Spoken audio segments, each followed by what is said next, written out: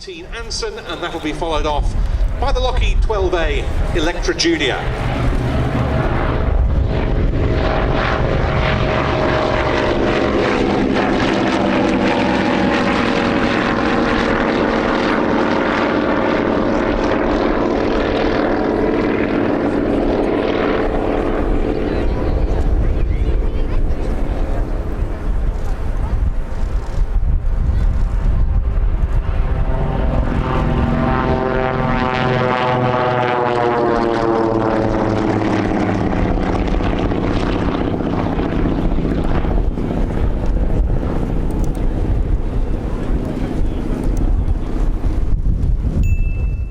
Unique formations we so like putting on at Shuttleworth. In from the right, a pair of beautiful 1930s design twins, the Avro 19 Anson and the Lockheed 12A Electra Junior.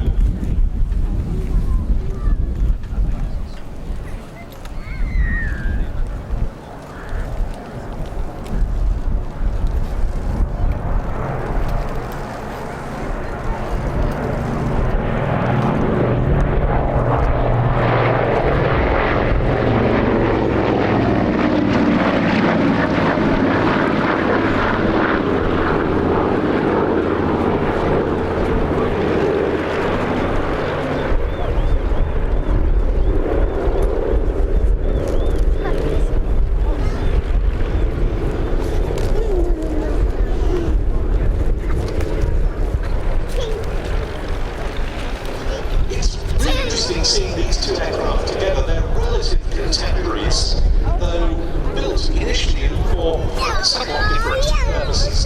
One man on the British historic aircraft scene who's flown both types, though not both of these two exact examples, is John Corley, who used to fly the Anson for Aeroplantique. He flies this Lockheed 12 today. He's not flying it at the moment, but he is one of the pilots who flies this one. He says the Anson handles very differently. It almost feels like it's a generation older, a little more agricultural. Might not be the politest way to say it.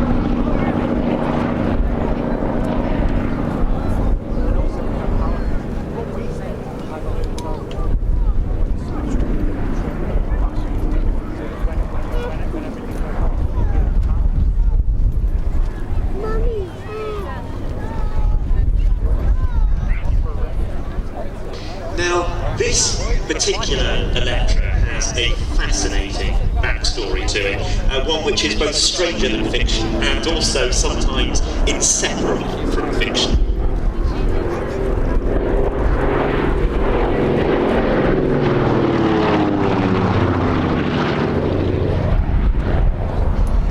Yes, it all centres around a man called Sidney Cotton, Australian-born aviator, adventurer and inventor. He had various business interests under his belt by the time he was recruited by Wing Commander Fred Winterbottom, the head of the air section of the British Special Intelligence Service. Cotton was open to his approach because he was in financial difficulties at the time. Winterbottom wanted Cotton to head up the flying side of a new SIS reconnaissance operation. The reason behind this was that as war clouds gathered in Europe, traditional forms of intelligence would inevitably dry up.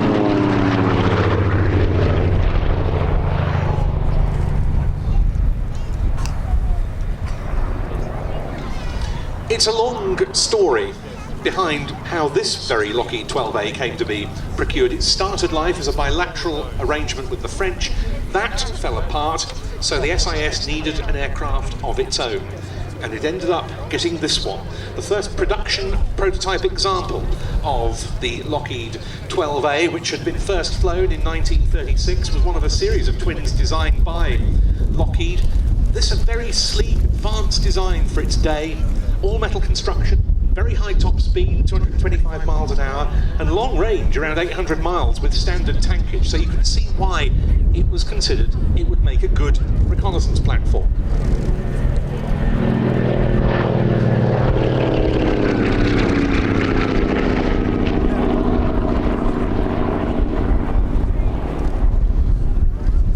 First been used by the Continental Oil Company of Ponca City, Oklahoma. It was then sold to the Secret Intelligence Service here in the UK, shipped to Britain aboard the SS Aquitania, and reassembled at Eastleigh in Southampton. And then two companies, Cunliffe Owen and Airwork, converted it for the photographic reconnaissance role.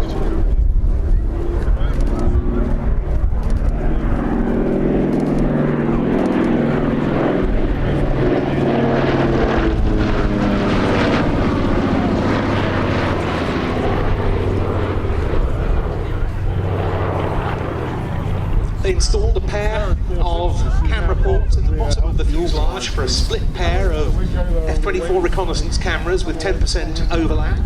They also fitted an aperture in the cabin door for a handheld camera, and what's more, small camera ports in the leading edges of the wings between the engines and the fuselage, each for a single forward-facing camera. And Cotton's assistant photographer, a lady called Patricia Martin, came up with a couple of other modifications. A teardrop window on the port side of the cockpit, which could be another position for a handheld camera, and, perhaps even more cleverly, she suggested fitting pipework to divert hot air from the engine exhausts across the lens of the starboard belly camera so it wouldn't fog up at altitude.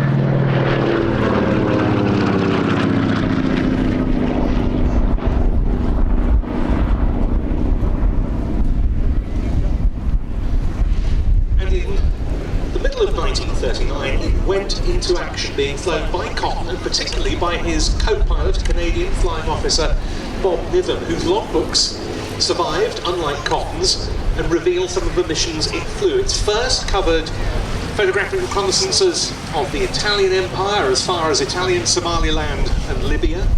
Then it started flying to naval objectives in the north of Germany, out and back from its base at Heston near London. And it flew several times to Tempelhof Airport in Berlin. This on business associated with Cotton's cover story with the Secret Intelligence Service, which was as a sales representative of a manufacturer of colour photographic film.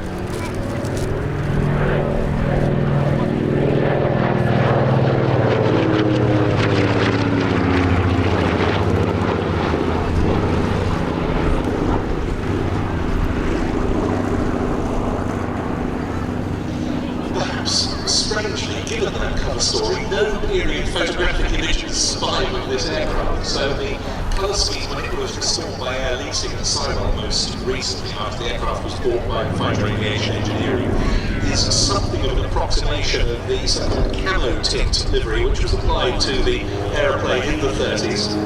It's almost certain the aircraft wouldn't have conducted photography on its flights to Berlin.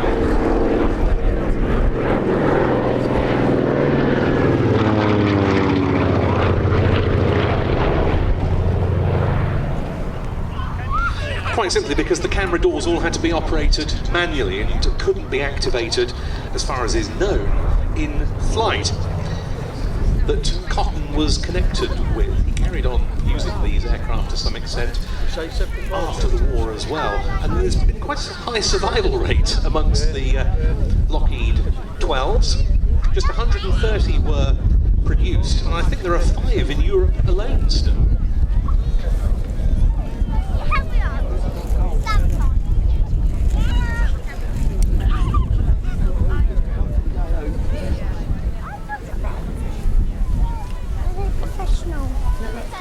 That was a superb presentation. It really was. Far be it from us to have favourites, but that was fabulous. Beautifully flown, the Lockheed 12A Electra Junior, piloted by Ben Cox.